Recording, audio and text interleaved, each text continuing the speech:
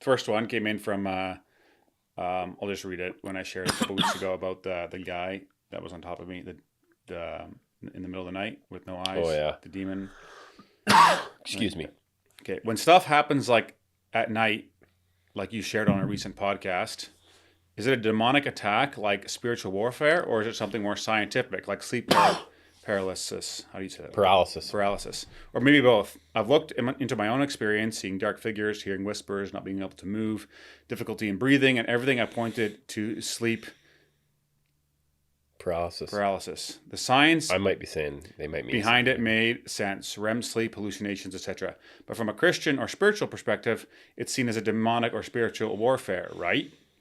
There's this tension between neurology and theology, or science versus God. This is very interesting. So I just had lunch with Ken Dick, Okay. and we were talking about freedom sessions in Africa. Okay. And he said to me, so he's Mm-hmm. just being really transparent with me as a friend, I guess.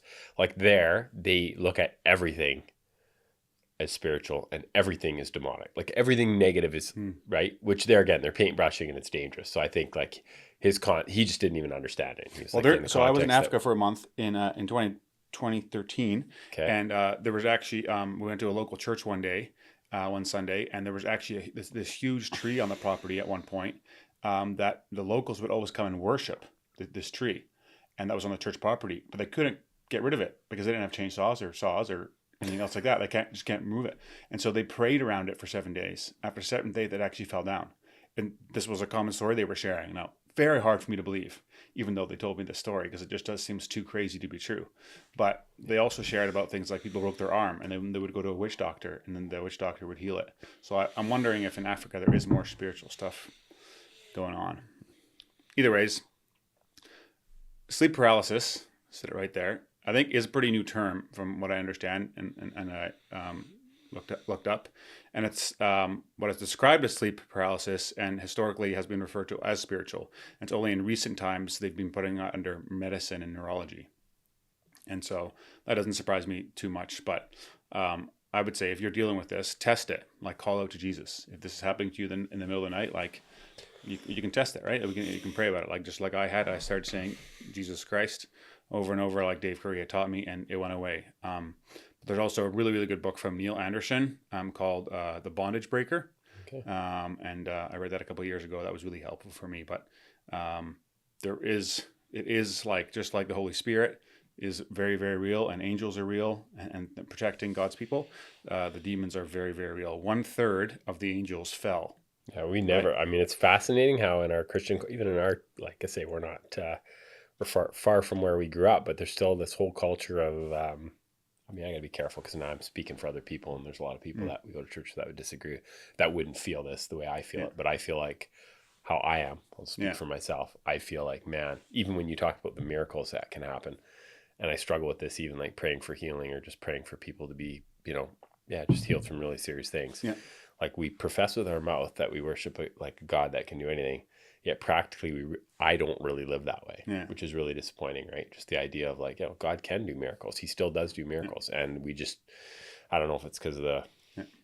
But it does say clearly in the Bible, like 1/3. I wish I had the Bible passage pulled up right now, but 1/3 of the angels fell with Lucifer. Like that's definitely a lot of demons. Definitely, I can picture the verse where it says, hey, just the idea of the spiritual warfare, right? And we really don't live that way. We talk about all the physical things that are going on because that's what we can see. Yeah. But also we fight against the verse. We fight against principalities and powers, and like we're not fighting against like Armenians. Yeah. Well, we're doing that too, but they're a pretty difficult bunch, eh, Matt? Okay. Moving on. Oh, before I move on, I just shared with Gary that it looks like I found another guy for an employer that was listening to the show that was looking for somebody, and I advertised the job on here, and likely found him somebody. Of course, you don't get paid. I don't get paid until like they hit the 3-month mark and the 6-month mark. So we'll see if it actually works out. But if you're an employer looking for somebody to hire, let me know, and I'll advertise it here, or maybe even I'll know someone right away, or make some calls and might be able to find you somebody, or the reverse of that if you're looking for a good job, either in Alberta, Ontario. There's some listeners even like remote jobs even across the states, and people that listen here, so I can might be able to help you with that. So how was the air show? It was good. Yeah, it was so hot. Absolutely, it was so hot. Were you not prepared for that? Have you ever heard the horror stories of people being out on the tarmac and? We were on the grass. Okay. And we bought an umbrella so cover Ollie and Nicole. Okay, you were pretty prepared then. Yeah.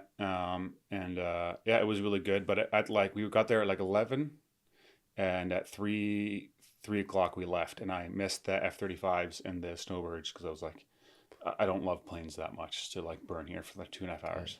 And then we don't miss all the traffic too. But Did the kids think cool. It was good? Yeah, especially because it was like the F-18s, the ones that Trey flew. That was kind of cool to see the ones that Trey flew, and to whip them overhead, and you weren't expecting it, and it's freaking loud, man. Like, So do they shut the airport down for those days, or just part of the day, or how does that work? Just have a certain amount of hours that there's no. Yeah, well, I mean, they're between each segment. I think there are. I mean, we've seen planes taking off. Oh, you did? Yeah, regular planes. So. Okay, but you're on the airport grounds, are you not? Yeah. Well, I mean, the last one I seen taking off was around 11, so maybe there was a section of time maybe they shut it down. Yeah, it just feels like a total liability, right? I'm not sure, but yeah. Okay. Yeah, it's pretty cool. Kids loved it. Okay. So, do you remember that quote you read from Spurgeon about marriage? Yeah. Episode 55. Yeah. So, I don't know if people remember this, but we got this back from. I totally disagree with the Spurgeon quote about marriage. What is he talking about? Birds and arithmetic for anyways. BS, what about the reference to pounds and ounces? Was it a joke about how a wife might let herself go and get fat? Well, a husband can get fat too. Not helpful at all. I don't know. I don't even remember the quote really, but I thought I'd read the feedback. So appreciate the feedback. Lots of questions today. So another question here. Hey guys, if you enjoy that episode and were blessed by it, would you be willing to support the show? That would help a lot in creating more content, improving the quality of the content, putting the production value, getting more guests on, and me being able to spend more time and energy towards it. So if you're interested in doing that, you can click up here and it'll take you to a support page. But you can also subscribe to the podcast by clicking over here and doing that. Thanks again for listening, and I'll catch you on the next one.